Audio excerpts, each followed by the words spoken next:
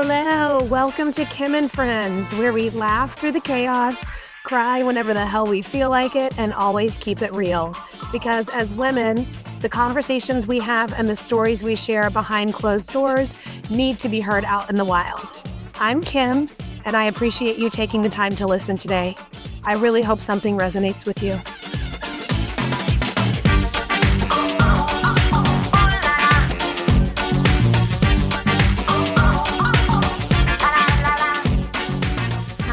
Welcome back to Kim and Friends for another mini-sode with me today. I'm happy you're here. I had a question come through on my Instagram. So I'm just going to read the question and sort of see what falls out of me. I haven't really prepared much. I've been thinking about it. It came through a few days ago, and we did have a little back and forth, and maybe I'll share that as well.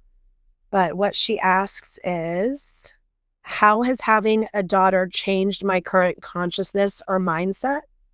Or how has it brought forth things that I forgot about myself as a young person and deepened my understanding of myself?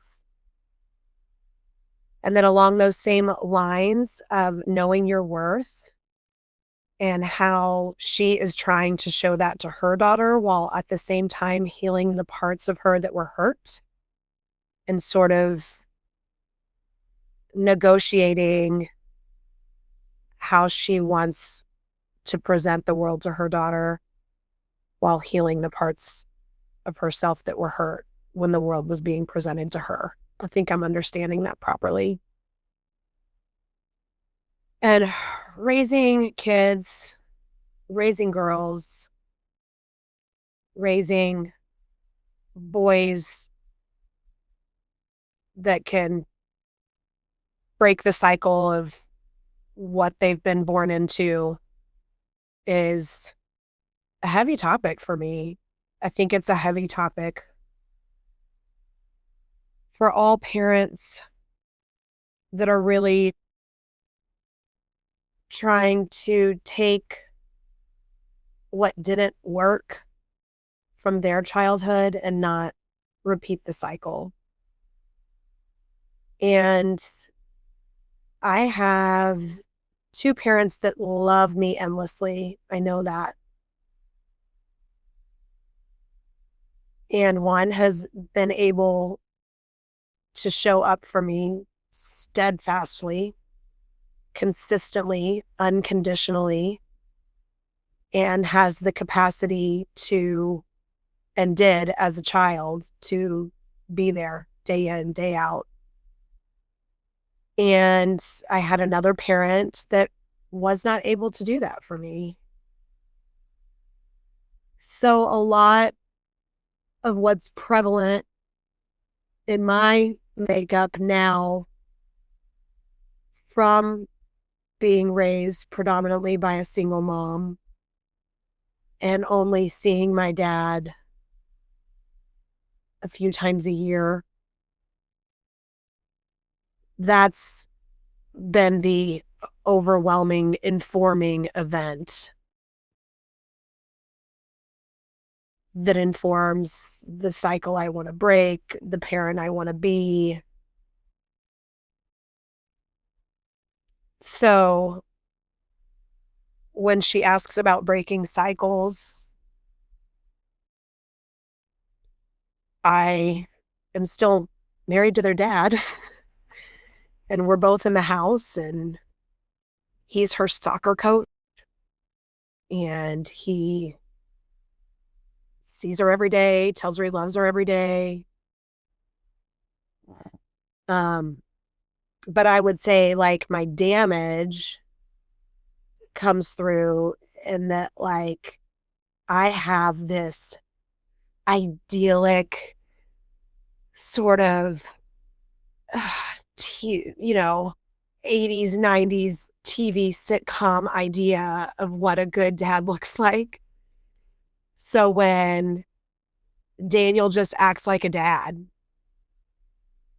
and we're all imperfect, like he's not always doing it perfect, but he's a damn good dad.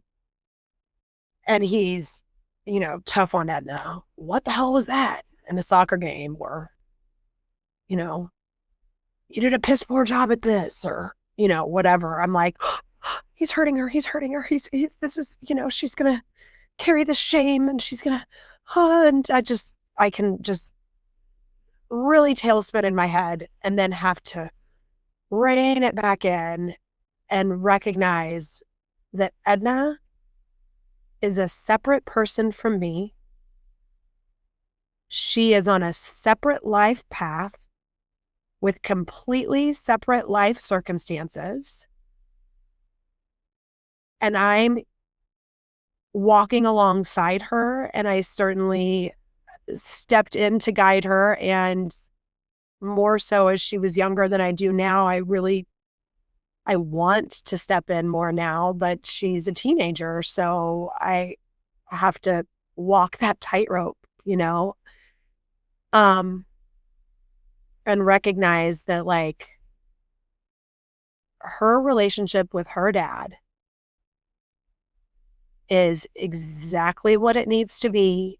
It will not be perfect, but it will not be the same as mine. And when I let all of that bubble up inside of me and act like it's Edna's to carry too, or that that's working in reverse. That's not breaking the cycle. So I have to trust her dad, which I do. But when those things bubble up inside me, I sort of have to work them out in my own way, whether that be talking to my sister or talking to a friend, or I guess now getting on here and talking to all of you. A new little outlet for my inner monologue, the voices in my head. So I think that touches on a little bit of what Sarah's question was. And then also letting her be her own person. I was raised where my mom was a little ahead of her time. I was allowed to be a little more free with the way I dressed, I think, than a lot of my friends were. But Edna doesn't have strict dress codes at school. They wear crop tops. They wear sweaters off their shoulders and short shorts, and that's beautiful. But my conditioning, again, the first reaction, and then what you do with that reaction is your heart. I'll like kind of tense up and have to like, does this look okay? Edna comes downstairs. Does this look okay to wear to school today? Well, are you allowed to show your stomach? Well, is it okay that your shorts are that short? That's the conditioning. And then I have to take that moment and take that pause the same way when I want to like dig my claws into Daniel when he's just being a dad. I have to pause and say, like, do you feel good in what you're wearing right now? That's all that matters. It doesn't matter what I think about what you're wearing. Like, that's another way I try to. It doesn't matter what anybody else thinks about how you look. It matters what you think about how you look. And if I can remove that from her, not needing my validation, then maybe that helps her not need as much validation from everybody around her. So that's something. Raising daughters. And then also just knowing like we're bound to screw something up. I'm screwing it up. Hopefully I'm doing more things right than I'm doing them wrong. I think I can say with confidence I'm doing more things right than I'm doing wrong.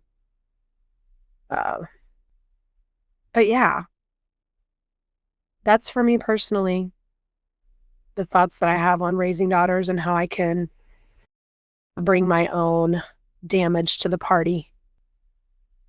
Thanks for listening. I'll see you again next week.